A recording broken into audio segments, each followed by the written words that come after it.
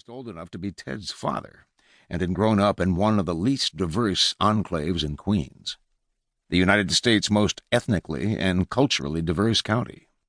This perspective gave him a singular belief in his innate superiority and catholic ability to understand and hoodwink anyone from any background. The fact that he had repeatedly failed at this and had the police record to prove it was testimony to his true talent, self-delusion. In their work together, Richie did the research, Ted closed the deals. They were not partners. Neither would have allowed it. Richie because he had never learned to play well with others, Ted because he knew better. Richie looked through public documents for foreclosure auctions that resulted in surplus money. When, for whatever reason, an owner walked away from a property, commercial only, Ted avoided the heartbreaks of residential foreclosures, and stopped paying the mortgage or taxes or water bill, the building was eventually sold at auction.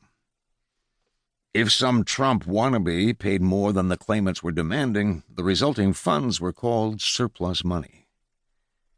If the original owner did not claim these funds, they went to the government and were eventually absorbed by that great maw. These kinds of opportunities were neither common nor rare. Ted made a living off them, but only because he worked at it.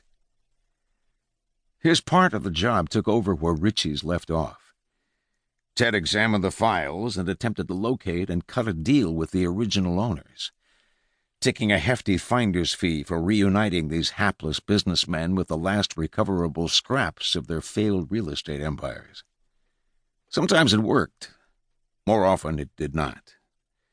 Not everyone wanted to be found, or, when found, appreciated being contacted regarding a painful and destructive phase in their lives. Ted managed to have more good years than bad by concentrating on hitting singles and doubles. There were few home runs. The bartender arrived with a Bud Light and a chilled glass. "Put that on my tab," Ted said. Richie ignored the glass and took a hefty swallow from the long neck. "She's always trying to get me to up my game, you see that? Trying to get me to show some class." "Yeah, well, she's young. She'll get over it." They had met 4 years earlier, when Ted was coming out the door of the Capital One Bank near the courthouse, and Richie had approached him with his sad face and a story. Ted had let him spin his whole pitch about having lost his wallet and needing help to cash 2 checks from his employer and how he'd gladly pay 10%, $200 for assistance. It was an old con, and Richie, though glib enough, was unlikely to inspire confidence in anyone in possession of either eyes or brain. But Ted was new to the surplus money game, and already disheartened by the amount of time he was spending on research, both online and at the courthouse. He bought the hapless conman a few beers, and by the end of the day they had arrived at a working arrangement. A year later, when Richie was arrested for scamming senior citizens with an IRS spiel, Ted bailed him out, found him a good lawyer, and put him back to work. Ted didn't think of it as either altruism or heroism. He didn't want to waste time finding and training some other researcher. "What do I owe you?" Ted asked. "I got 11, all winners." "So that's $275. Ted passed him the cash and reached for the top case file.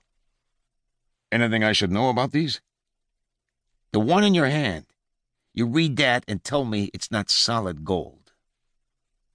He flipped it open.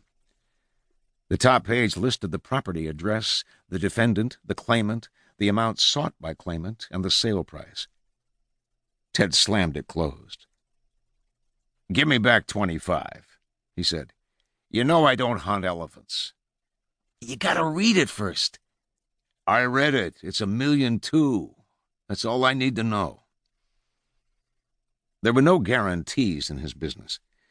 People who fail to appear at their own foreclosure hearings may be confused, angry, disorganized, broken, or in some cases just nuts. It could be a little like juggling rattlesnakes. The process itself could be devastating for the defendants, or for any number of reasons. They could be victims of their own design.